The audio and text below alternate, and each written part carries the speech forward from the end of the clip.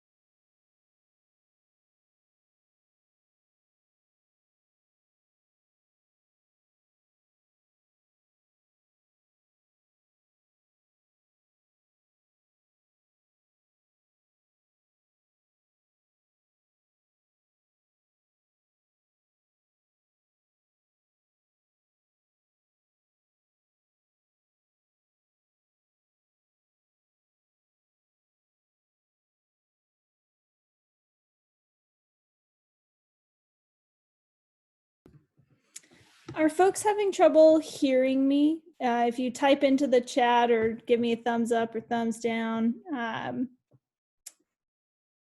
just getting a comment that it might be a little bit hard to hear, but maybe.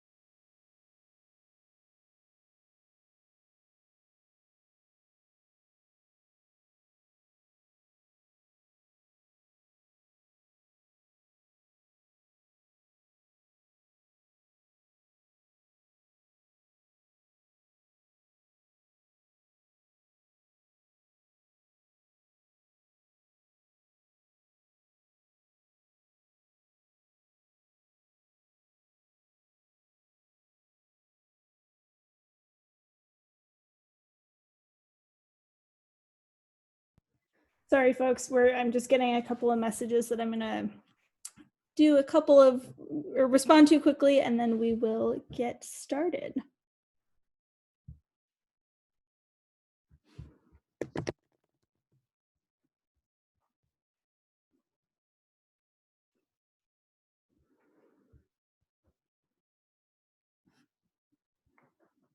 All right. So I think we'll go ahead and get started here. If more folks will join later as necessary or as they log in. Hi, everyone. I'm Sarah Clement. I'm the Program Director for Education and Outreach at Green Star of Interior, Alaska. And I, along with several of us on this call, including Ryan and Tate and Diane, and if I'm missing others on the call, I apologize, have been planning this week of virtual Earth Week events for the last, well, since October, although it became virtual only about a month ago. We had to do a quick about face and move everything from in-person to online. So we've got a whole series of webinars lined up this week. This is the first one. We've got one tomorrow, and then one on Thursday, 2 on Friday, and then a virtual March for the Earth on Saturday. And all of that information is on the Fairbanks Earth Week Facebook page or on our website. And yeah, I think if you have questions about how to register for future events, please just send me a private message in the chat, and I'd be happy to answer that. The way the webinar is going to work today, Tate's going to present for 45 minutes or so, and then we'll take some questions. If you have questions throughout the webinar, just go ahead and type them into the chat box. To access the chat box, if you go down to the bottom of your screen, there should be a little menu and a speech bubble with the word chat underneath it, and that's how you access it. And you can type the chat or the question to everyone or to just me if you prefer, and I'll be curating those questions to ask at the end of the event. Everyone is muted and you don't have the option to unmute yourself. We're just taking some extra security precautions after all of the news that and experiences we've all had with Zoom bombing. So anyway, we'll go ahead and get started. Tate, we're gonna unmute you so that you can present and take it away. Yeah, thanks, Sarah. Hi, everybody. Thank you so much for joining. I will say this is my first webinar, so do apologize for any hiccups in advance. I'm going to go ahead and get started, starting with sharing my screen. I've got a presentation for you all. It's mostly a bunch of photos of our warehouse. The reason they're photos and not me in the warehouse right now is that our warehouse is actually shut due to COVID-19 and a desire to keep the spread low. So we don't have any staff in there. We don't have any volunteers in there right now. We're all working from home, like most of you, I imagine, are as well. So we're going to get started. I'm going to share my screen and start the presentation. If folks just want to give me a heads up that they can, or a thumbs up that they can see my presentation. Yep. Okay, cool. Sounds good. We're going to get started. And can everyone hear me? Thumbs up. Cool. Okay. So, one second, just pulling up my notes. Okay, yeah, so as Sarah said, my name is Tate Chandler, and I am the Executive Director for Green Star of Interior Alaska. I'm been working with Green Star for the last year and a half. I'm just gonna stop my video for a second. I've been working for Green Star for the last year and a half, and our mission as an organization, if you don't already know, is we want to encourage and enable Fairbanks to reduce their waste and increase recycling opportunities for all residents in Fairbanks. I'm originally from British Columbia, moved up to Fairbanks when my wife, Stephanie O'Daly, started a PhD program and quickly found Green Star as a way that I can contribute to our community and found them to be a really awesome organization. I'm going to tell you a little bit about one of our programs today, one of our 4 programs, electronics recycling. If you have any questions about our other programs, we'll be happy to answer them at the end. Sarah already went through this, but I just wanted to start off the presentation by saying this is a full week of awesome activities. I'd really encourage you after this presentation, if you see any webinars or events that you want to participate in, please go to our Facebook page. You can see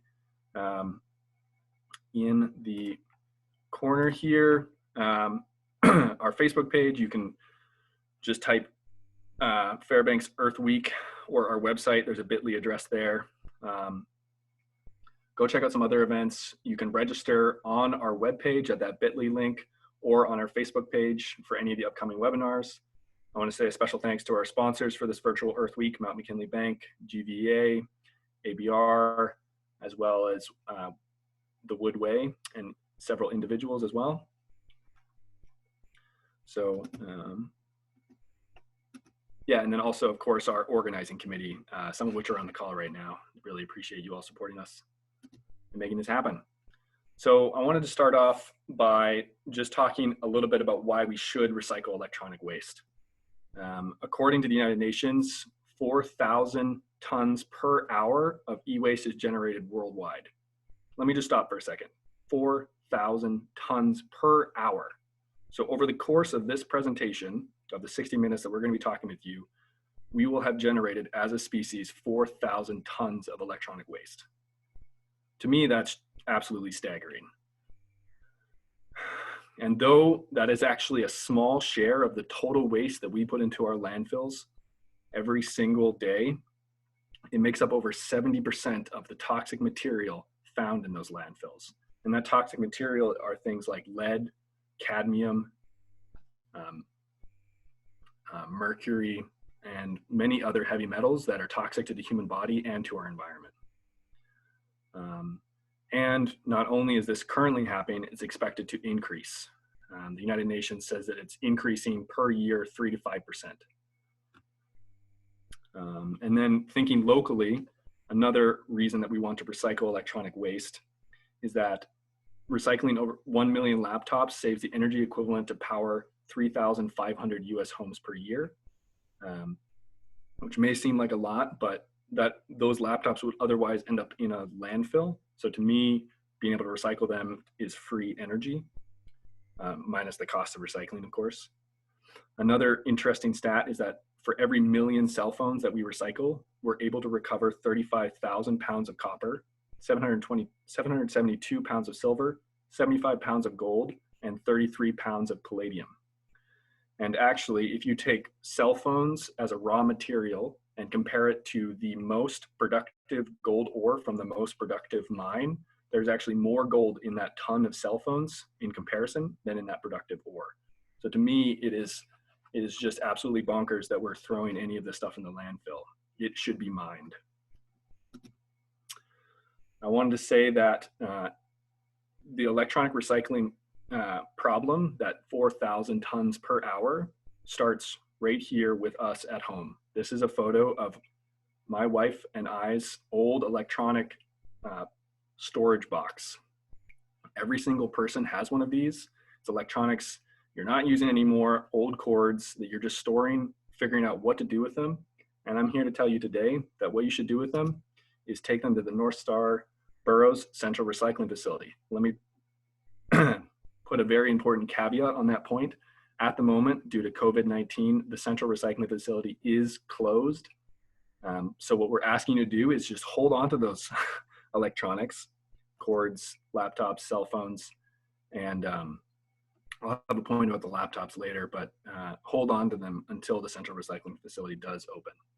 But for us in Fairbanks, the solution to the electronic waste problem is the Central Recycling Facility as an initial drop-off point. I hope that everyone on the call has at least heard of the Central Recycling Facility or been there before. This is our local answer to a national and international problem, and I think it's working pretty well. Just want to quickly run through, as this is always important, the do's and don'ts of electronic recycling in Fairbanks. So I'm not going to read all of these out, but you see on the left-hand column, this is all the things that we and the Central Recycling Facility currently accept for recycling. And give you a second to read through those. What's important is the don'ts, and I'm going to spend a second. We do not accept light bulbs. I'll have a caveat on that as well. Vehicle batteries, smoke detectors, exit signs, thermostats that contain mercury, CD, DVD, VHS, floppy disks, vacuum cleaners, gas motors, and AC refrigerants. The main reason these are not accepted is because they contaminate the electronics that we receive, and they contain hazardous materials that's dangerous for our staff and our volunteers to handle. So they should be disposed of in a landfill.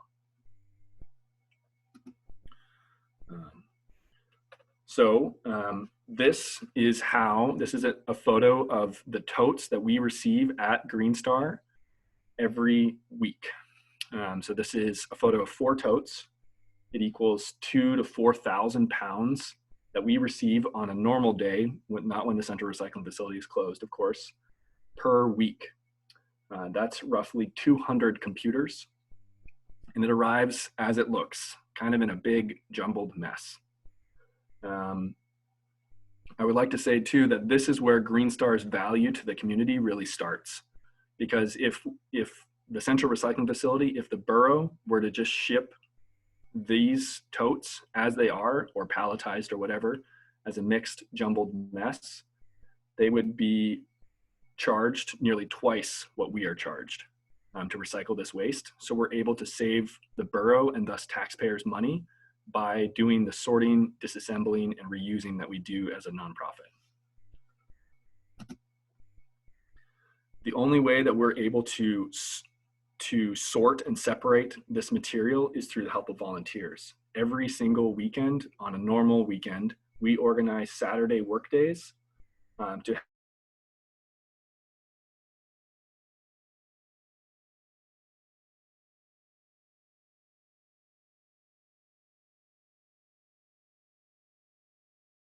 sheer volume of material that we receive. It is not possible for us to process all that material without the help of volunteers. When we get people from all over Fairbanks to help us, this is actually a GCI employee who's helping fulfill his volunteer hours for his company, helping to sort and separate the electronics that he helps install. And again, I just want to reiterate that this process that I'm about to go through is impossible without volunteers. It's too labor intensive for a small town like Fairbanks to be able to do profitably.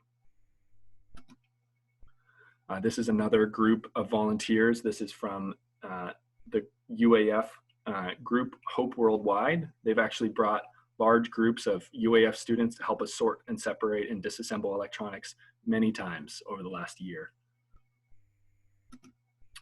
So I want to say the first thing that we consider when we start sorting and separating these totes is, can that electronic be reused or repaired? Because I think that a lot of folks remember the 3 R's of recycling. It starts with reduce. So we should all work to not generate 4,000 tons of electronics per hour as a species. We should try to reduce that number. But next, we should try to reuse the electronics that we do end up producing and find a valuable end purpose for them, or a second purpose or a third purpose. Just because a laptop doesn't work for you anymore doesn't mean that it doesn't work for somebody else. So part of the volunteer team on Saturdays and also throughout the week, test any newer model or specialty devices we find in these totes and prep them for sale or donation as part of a fundraiser for our nonprofit mission.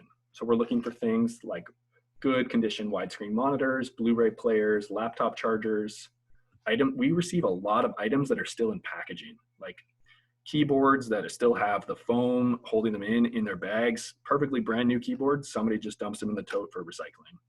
So rather than shred those and scrap them, we're going to try to test them to make sure they still work. But I guess if they're in a box, they probably still work. And then try to get them in the hands of people who can use them. Yeah, we also separate out gaming systems, things like that. As part of the reuse effort, we host monthly garage sales that act as fundraisers for our nonprofit. They're every third Friday from noon to 6 p.m. and it's for the public to shop for any used electronics they could need. I will say that these electronics garage sales have been postponed and canceled for the last couple months due to COVID, but as soon as we're able to open up our warehouse for staff and volunteers, we will restart these garage sales. We separate out about 7% of the electronics that we receive get fully reused. So that means they're not disassembled or scrapped at all. They are just taken out whole, repaired, and then resold. We not only do we do it at our warehouse, but we also work with several consignment organizations across the borough, organizations or companies like Computer Works on Van Horn. They come and buy bulk material, and then they sell them at their storefront, and then they put any parts that they get from us in their repaired computers, and then we get 50% of the sales that they make with any of our parts as a consignment agreement. And that goes right back into our nonprofit mission as well. We work with other groups like Arctic Tech Solutions, Alaska Television Service, Frozen North IT. We also sell on eBay some of the more specialty items that we don't have a market for in Fairbanks. And we also work with national groups like Tech Defenders and I'll talk a little bit more about them in a second. Okay. So we've also recently, within the last year, partnered with our local school district's foster care program. Here's Linda Franey. She's the foster care director for the school district, and this is our staff member, Oren Wilkinson, our resale coordinator. And Oren worked to identify good working laptops and AC adapters that we could donate to the foster care program for them to distribute to students in foster care who did not have access to a computer at home, because we wanted to help bridge the achievement gap that a lot of students face when they don't have access to technology to do their homework, to check in with their teachers, to research and word process and things like that. And that is actually becoming a much more acute problem with COVID, and I'll talk about that next. So when the COVID crisis hit Fairbanks and the world, many of you know that our school districts closed all the schools and asked students to stay at home, and now have implemented at-home schooling procedures for all kids in the Fairbanks North Star School District. And that means that every single student now needs a computer in order to do their schooling. Normally when they're at school, they have access to Chromebooks that the school district provides, but there is not a Chromebook for every student in this school district. So we organized home volunteer teams. You can see two groups here. This is Waylon Priday and this is Cam Webb.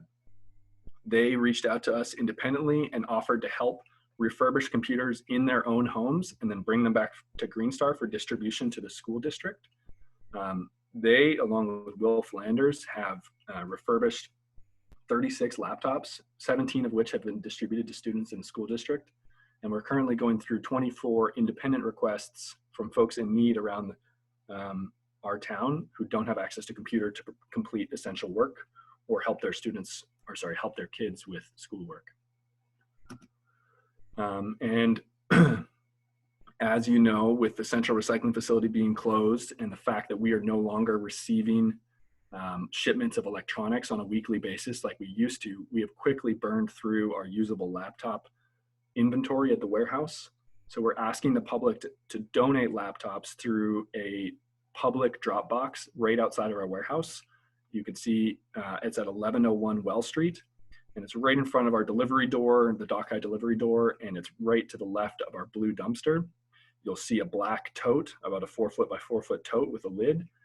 We're asking anyone who has an old laptop or an old laptop that doesn't work for them anymore, or they've upgraded their model recently, because we don't have the central recycling facility for people to bring those machines anymore, we're asking folks to just donate laptops to Green Star to help.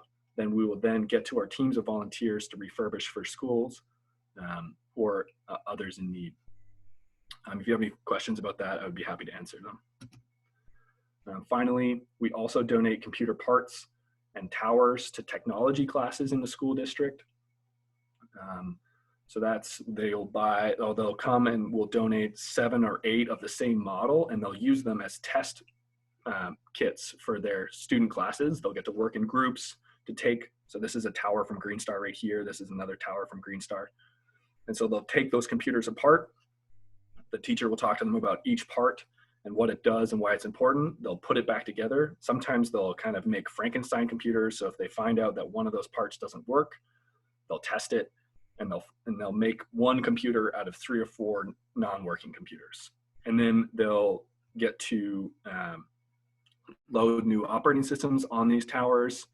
And then they'll actually get to do some programming and scripting using the computers that they built. Despite having to cancel several of our own repair-focused events recently, we are planning a UAF computer reuse and repairs class for this summer session, so please stay tuned. So finally, after we've considered what can be reused, there are things that are just too old or too broken to reuse, and at that point, they're destined for recycling. About 71% of the material we receive ends up being recycled instead of reused. And that's just the nature of planned obsolescence by technology companies and the constantly changing and shifting electronics market. So once they get sorted out of the totes, they get sorted into various categories, and I'm going to go through a couple now and talk to you about what happens to them. So this is a photo of old cell phones. So the older model cell phones we send to a company in Richfield, Ohio called Cash for Computer Scraps. They're an R2 certified company with a 0 landfill policy. And they actually grind the cell phones up and refine them. And the metals from the cell phones are reclaimed and reintroduced to the marketplace as raw feedstock. So that's the things like the aluminum, the plastic, any gold, silver, or platinum that's on the circuit board in the cell phone gets reused again or recycled. Our newer cell phone models get shipped to a company in Minnesota called Tech Defenders, where they actually, we're not very good in Fairbanks at working on cell phones. We have one company in town, Arctic Tech Solutions, that refurbishes newer model cell phones. But the rest gets shipped to Tech Defenders. Excuse me, just taking a drink of water. And they currently process 45,000 laptops, tablets, and other devices per month from places all around the country. And they repair them and return that mobile technology back into the hands of end users. Their biggest customer is actually other school districts. So a lot of the times we're actually taking laptops and tablets from our school district that doesn't need them anymore. They've upgraded them. We're then shipping them to Tech Defenders, who repairs them and then sells them to lower income school districts across the country. Finally, so here's another category of material. These are flat screens after the stands have been removed. So this is like your computer monitor or your TV flat screen. This, along with many other of our electronics, gets shipped to Total Reclaim, and I'll talk about them in a second. They're in Kent, Washington. They research all their downstream vendors to ensure they're environmentally responsible, and the company holds ISO certifications for all of its facilities. And they recycle a lot of the material that we receive after we've sorted, separated, done some light disassembly, removed all batteries and hazardous material from them before we palletize and ship them. I'll get into that in a second. So this is just a photo of a miscellaneous electronic pallet at our warehouse. This is kind of the grab bag for all the stuff that doesn't really fit into a nice category. That goes in a pallet, gets wrapped, and gets shipped, ultimately destined to be ground up, just like most of the other electronics, and harvested where the raw material is then harvested.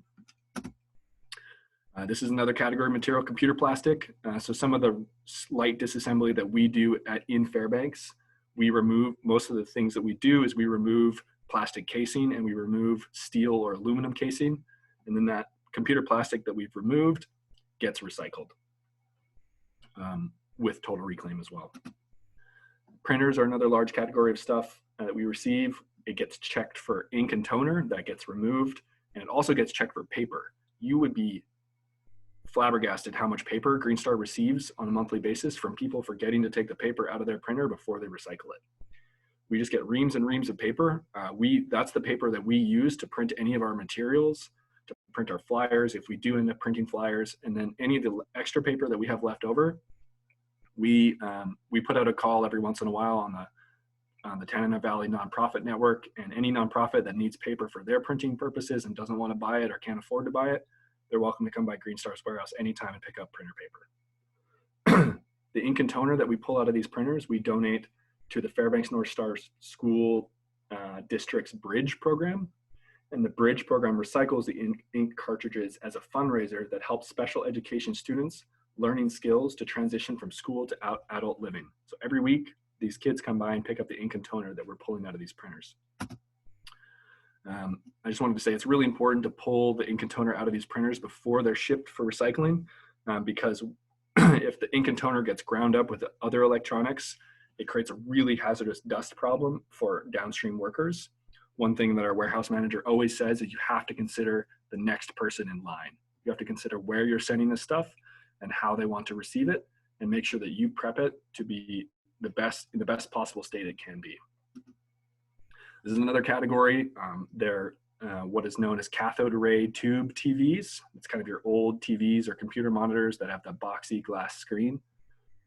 They're shipped whole like this, carefully stacked in a kind of strange Jenga format. It's quite an art if anybody has never done it before. One of the reasons we recycle CRT TVs in particular is that the glass that is directly behind this glass screen is lead infused. There's about 5 pounds of lead in every one of these computer screens and TV screens. And then additionally, the cathode ray tube that is behind the TV screen has a fine coating of mercury powder.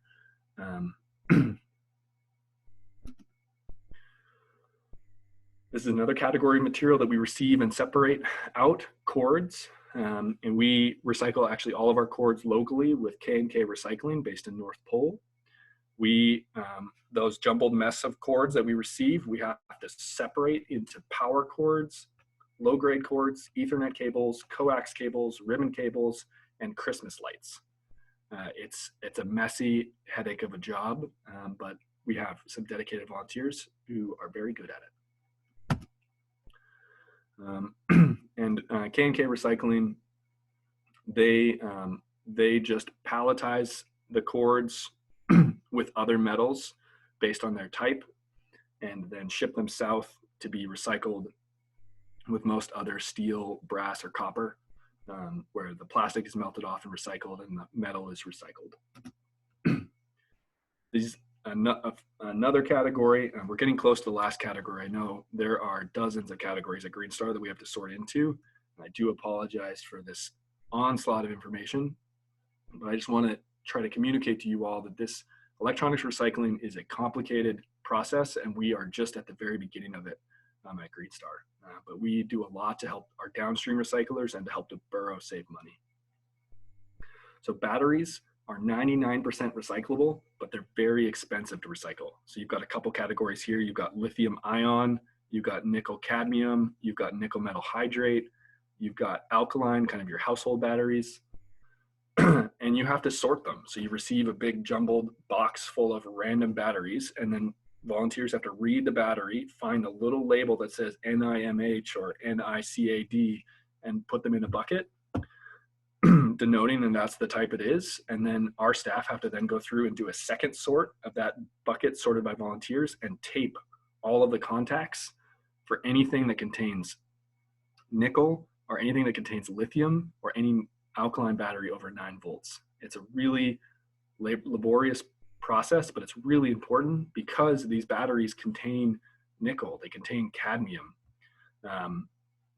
lithium. All of these are heavy metals that should not be in our landfill. But yeah, there's at least 12.5 categories of batteries alone that we have some really specialized volunteers that know how to sort them and like sorting them. One of which actually includes my wife.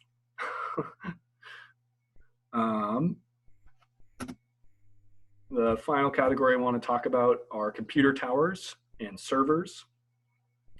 So we used to ship these along with all of the other electronics that you saw just whole to Total Reclaim, and we were charged 20 cents a pound to recycle them. At one point, a volunteer pointed out, in the past at Green Star, pointed out that most of the weight, up to 50% of the weight of these computer towers is steel. And steel is recycled locally, able to be recycled locally with C&R pipe. And we have a bin rental process that allows us to recycle it for free. And that we shouldn't be paying to recycle that steel. And then when we started disassembling the steel casing from the computer, we realized that all of the parts inside these computers, not only are a lot of them reusable and can be put into new model computers or reusable computers, but those that are truly scrap or old have value on the scrap market. So we as a nonprofit made the decision to separate out all of these parts and components from these computer towers in order to help pay and sell them and to help pay for the more expensive recycling that we do, the batteries, the CRT TVs, the printers. And though it doesn't even come close to covering the cost, it helps so that we are not as reliant all the time, at least, on donations. We're able to have some small earned income to help us keep our mission afloat. I will say that we still depend about 30% of our income on donations, both from individuals and corporate sponsors, in order to make this process work. But this allows us to be less reliant on donations and be more stable and sustainable into the future. The disassembly of these computer towers is done by both staff and volunteers. They separate out the iron scraps, the steel computer cases, and recycle them with C&R pipe. And then also the non-ferrous metals, the plastics, and the computer components. This is an example of several weeks worth of disassembly work. So you can see here, these are all RAM sticks. These are all central processing units. And so this is just an example. We box this material up and then ship it to buyers. And the reason that this stuff is recycled is that the contacts along the edge of this ram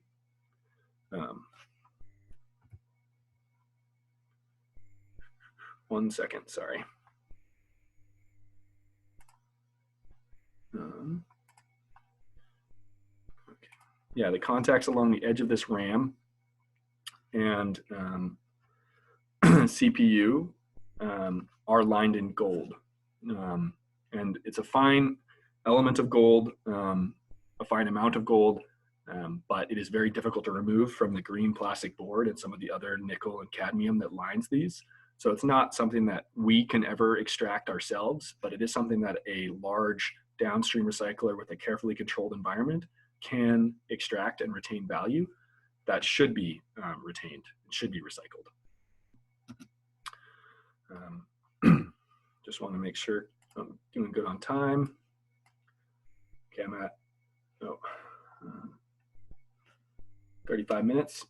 So we're gonna have another 10 minutes before questions. So not only do we receive electronics from the Fairbanks North Star Borough through the Central Recycling Facility, we also receive electronics from the surrounding remote interior communities that are off the road system, and many of which have unlined landfills. And so any electronic waste that their communities generate goes directly into an unlined landfill, easily leached into the environment and the surrounding water, or in some cases, in most cases, actually burned. Because a lot of communities, in order to save space and as general permitted landfill practice, burn their waste. And then you're talking about aerating mercury, lead, cadmium, things like that, and depositing it on landscapes that are still mostly subsistence, or where people still practice subsistence living. And so it's really important for those communities, for the health of those communities, for them to separate out the waste, and we help them do that. This is a photo of the e-waste event in Nome, and they actually are a hub community where they pull waste from about a dozen other communities around Nome on the Seward Peninsula and down south of them. And then they palletize it all in one weekend and ship it south, and Green Star had the lucky chance to go up and help them this year.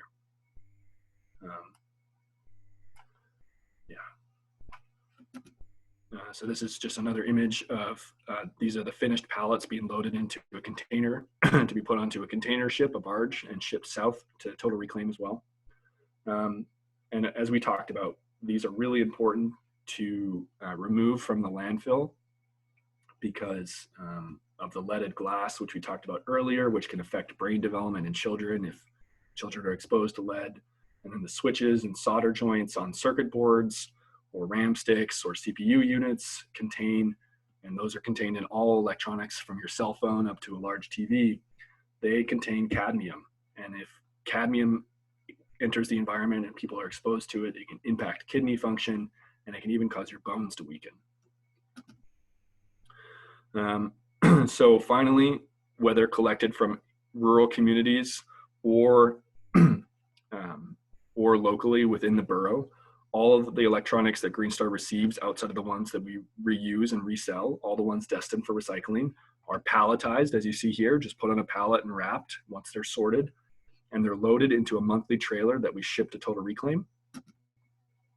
The trailer is generously donated by Airland Transport. They donate one per month, and it's a free trailer shipment down to Anchorage to get it to Total Reclaim, which is an $1,800 value. And they donate that every month, and they have nearly since 2006. I just want to share some data with you about the amount of electronics that Green Star has been able to recycle last year. So this is 2019's numbers. So you can see that there's quite a lot of seasonal fluctuation. We usually see a spike in the spring as people get rid of their electronics and the rest of their waste from their home. And then we also tend to see a spike. This is a kind of an anomaly, this 22.5 tons that we saw in September. That was the school district signing an MOA with the borough to drop off their electronics at the Central Recycling Facility. And they dropped off almost 10 tons within a 2 or 3 week period. This is now a larger time period. So it's still tons of electronic waste recycled, but now this is years along the bottom. You can see when our program first started, we recycled 10 tons, and we got up to a peak of 171 tons a year that our small community, Fairbanks, and the surrounding remote communities was able to pull out of landfills. You'll notice a pretty significant dip after 2016, and that was because the central recycling facility was being opened at that period, and Green Star stopped doing their monthly e-depots. Many people might remember coming once a month to drop off electronics with Green Star at our old warehouse during these electronic recycling depots. With this opening of the central recycling facility, we went from 1 day a month that people could drop off recycling to 5 days a week that they could drop off their electronic recycling. But there was a dip in the amount that we could recover after people had to learn how to drop it off, where to drop it off, what was accepted, things like that. And we're slowly working our way back up to that 2016 peak. But it has been pretty low, or it has been lower the last 2 years than that peak. And that is mainly due to the fact that the borough charges commercial customers to drop off their electronics, whereas Green Star used to accept electronics from everyone in town, regardless of whether they were residential or commercial or the volume that they dropped off. And that's just a choice by the borough to help them cover costs, but you can see a market difference. So that's effectively 60 tons a year less that we're recycling because the borough chooses to charge their commercial customers. And that's not a value judgment, that's just fact. I will say too that the EPA estimates that we only, on average, as a nation, only recycle about 20% of the e-waste that's generated every year.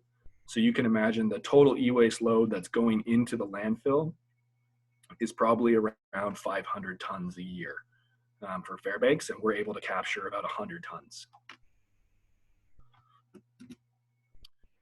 So all of these electronics eventually arrive in the Kent, Washington facility of Total Reclaim. This is a photo, I will say a blurry photo of the Kent, Washington facility. Actually, I think this is the facility when they were still in Tacoma.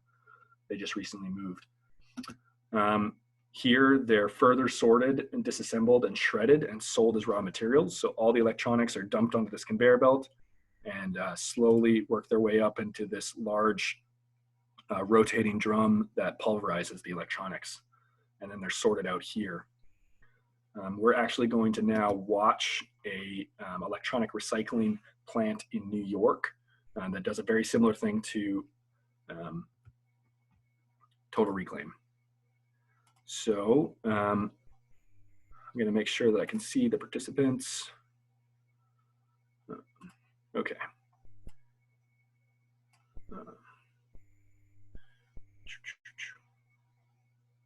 Okay, so we're just going to get started, and I hope you all can hear this.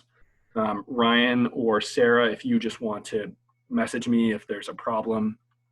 It's about a 4-minute video, and then we'll move right to questions.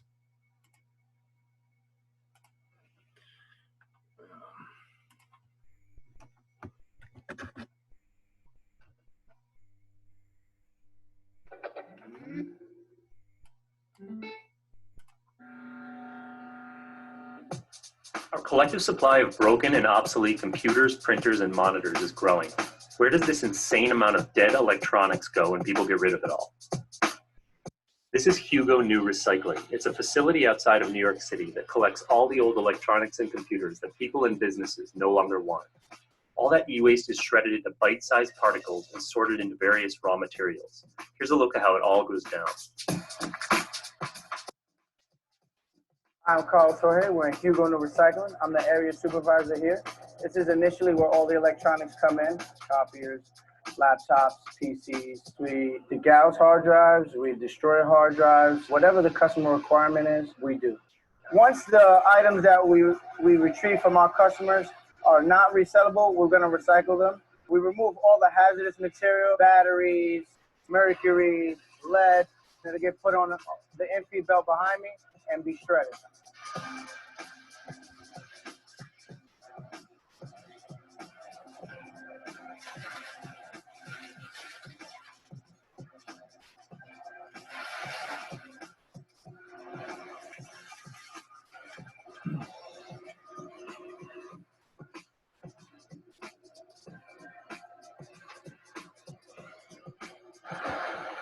can't really see, like, it would probably be cool to see the actual shredding, but because of the dust, we had a camera in there, you really can't see nothing.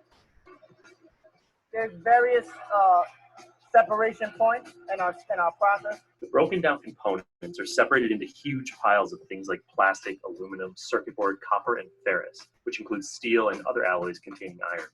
Most of these materials are then sold in bulk to other businesses. They're picking out circuit board and copper, anything that isn't ferrous.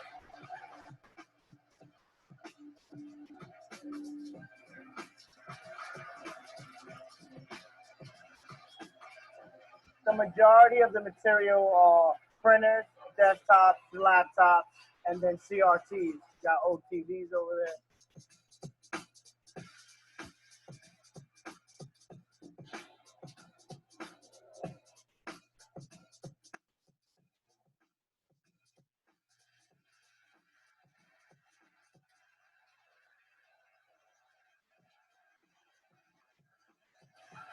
At this point in our process, all the plastic has been extracted. The majority of the ferrous components have been extracted.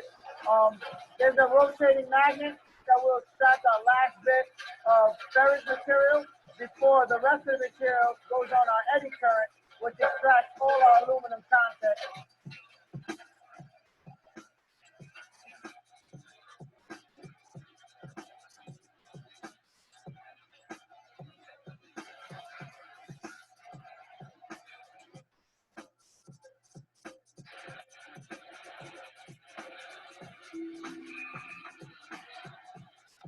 You know how electronics is. Things get obsolete really quickly.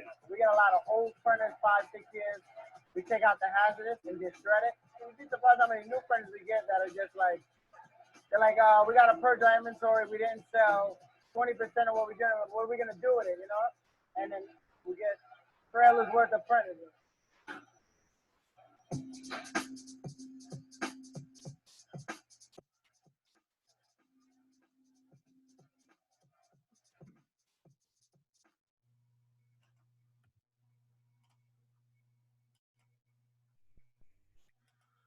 Okay. I hope everybody can hear me still. That was just a short video from another electronics recycling company in New York that does very similar things to Total Reclaim in Tacoma, just to give you kind of a further window into what happens to these electronics after they're shipped out of Green Star's warehouse in Fairbanks. I've got 2 other videos linked here, which we're not going to show, but this webinar will be recorded, and I can send the links out afterwards as well, that talk a little bit more about the extraction process. Specifically, this one from Linus Tech Tips talks about how they chemically extract metals from electronics in places like Taiwan. It's very interesting, very nerdy, but I thought I would let you all know if you wanted to check it out, you could. So now we're going to move on to questions. Here's my contact information, our info, email. Feel free to copy it down and email us any questions you have about electronics recycling or recycling in general. We're happy to answer them. Also, do remember that we are a nonprofit and we depend upwards at the moment, actually, with the central recycling facility being closed. We're entirely dependent on donations in order for us to operate. Our earned income stream is completely vaporized with the closure of the central recycling facility. So at the moment, we're just running on fundraising, as a lot of nonprofits are at the moment. And then you can also register for all the other Earth Week events at our website here. There's a shorter link here at the bit.ly, just reminding you that this is one in a series of webinars for Earth Week. I encourage you to check out all of the other webinars that we have available and the virtual events. Thanks again to our sponsors and the organizing committee. I'm ready for some questions, Sarah. Thanks, Tate. Why don't you leave your screen shared, Okay. just so that keep this information up, or the other slide with the information about Green Star, whichever you prefer. Sure, no, this is great. Yeah, we got a couple of questions. The first one was about electronics that we can and can't recycle in Fairbanks. Are electronic toys part of the list of things that we can recycle here in Fairbanks? Electronic toys are, yeah, so you've got kind of two main types of electronic toys, ones that are battery operated, and each of them has a small circuit board in them and kind of an outer coating of plastic, and they typically have batteries. Yeah, they're recyclable. And then the other toys that plug into a wall are also recyclable. The cord can be recycled, and any like the small motor inside are fine to recycle as well. Great. One question that we didn't address totally in the presentation was what happens to our data if we donate data saving devices like computers and cell phones? What does Green Star do to ensure that that data is erased? Right. So we have a couple different ways that this happens at Green Star. We do have companies or individuals that specifically ask us to destroy their data and to certify that it's destroyed, and it's a legal requirement for their company or sometimes a federal government or state agency for that data to be destroyed and certify that it's destroyed. And that we offer a certification process with Total Reclaim where the ID number is tracked all the way through the process. They destroy it, send us back a certification that it was destroyed, which we then pass on to the company or individual. That is a logistical process that involves time on our end, so we do charge for it. But just know that anyone who drops off electronics for recycling at Green Star, if the electronic is going to be reused, like a laptop or a computer, the data is wiped before the new operating system is loaded onto it. That's just a general practice that we have for all of our volunteers and staff. And any data containing hard drive that gets shipped to Total Reclaim, they also have a data destruction policy where any hard drive when it arrives at their facility in Kent, Washington, gets shredded, and that destroys the hard drive with those little discs. If it's a spinning hard drive, or the solid state material, if it's a solid state hard drive, is shredded into tiny bits, and it's impossible to read any of the data from that point. Does that? And I think that does that answer your question? Yeah, I think so. Yeah, that's great. How can one donate to Green Star? You kind of just covered this, but Yeah. we'll just hammer the point home a little bit more. Yeah, thank you so much. Yeah, so I've got the website link here. So it's www.iagreenstar.org/donate, and you'll be taken to a secure donation page where you can select the amount you would like to donate, and then input your payment information. And again, at the moment, Green Star is entirely reliant on donations for all the work that we're doing. Great. And has Green Star reached out to UAF to ask for old laptops to refurbish since the CRF has closed for our laptop project? That is an interesting question. We haven't specifically reached out to UAF, and I think that's probably a good idea. Yeah, I'm actually just going to write it down right now. Great. We just got a couple more in. Is donating online the only way to donate, or can we write a check and mail it? Yes, you can write a check and mail it. I do not have the PO box up here. I can share a screen. Well, it's fine. So it's PO Box 82391, Fairbanks, Alaska 99708. You can also find our mailing address on our website under the Contact Us link if you didn't get a chance to write it down there. And yes, we would happily accept checks. Great. And has Green Star applied for Pick, Click, Give? Yes, we have, I believe, since 2008, been a Pick, Click, Give nonprofit organization. So anyone who's applying to have their PFD every year, you can select one or multiple organizations to give part of your permanent fund dividend to. And we have been a Pick, Click, Give organization for many years, and we did renew our application for 2021. Great. The last question is who knows when things are going to resume at Green Star based on the COVID-19 pandemic. But when we do start, or when Green Star does start Saturday work days again, what do folks need to know about volunteering during a Saturday work day? Yeah. So We used to have a sign-up process where you would pick a time on a weekend during one of the Saturday work days to come in, and you would register beforehand.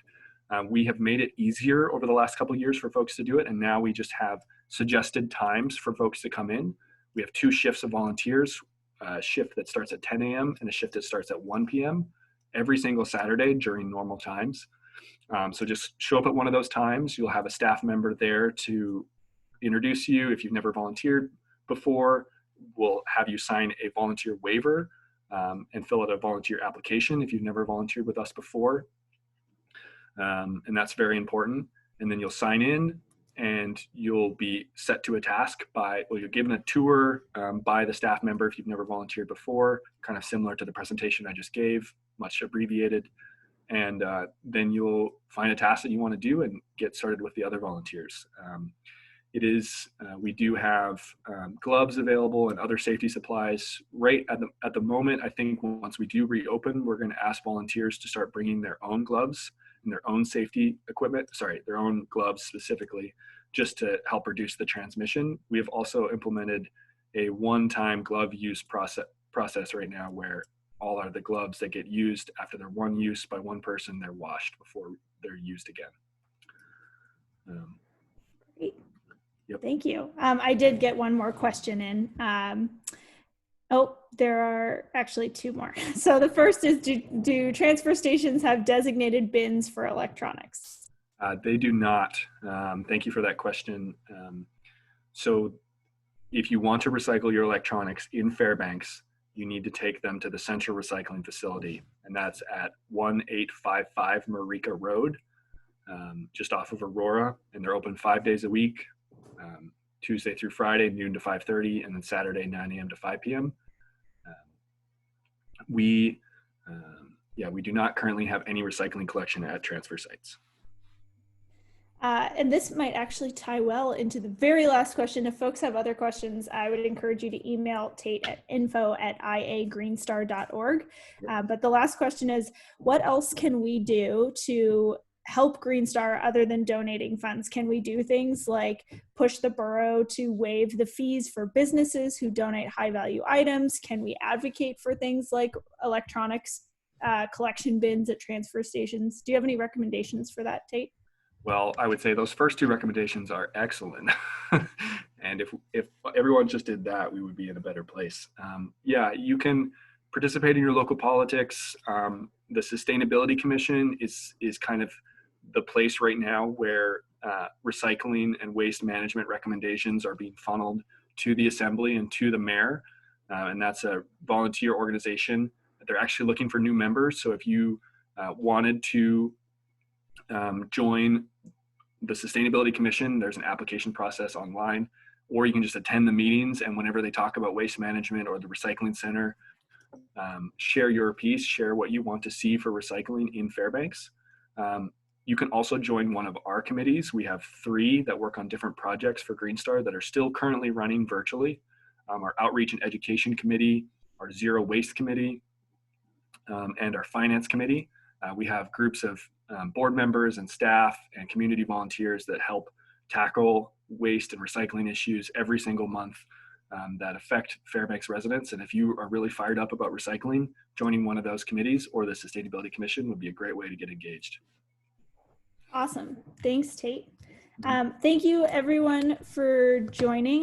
This was our kickoff webinar, and I really appreciate, I think the question process went well, and I really appreciate everyone joining today.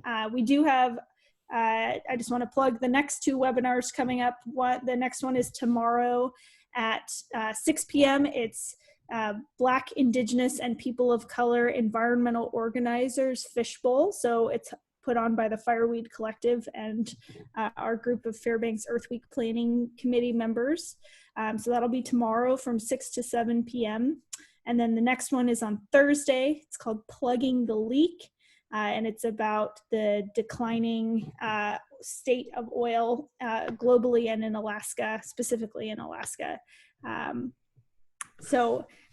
that will be on Thursday from 5:30 to 6:30. And the registration for those links is on our Facebook page, in each event, specific event on Facebook, and on our website, which Tate is highlighting right now, which is bit.ly/Fairbanks Earth Week.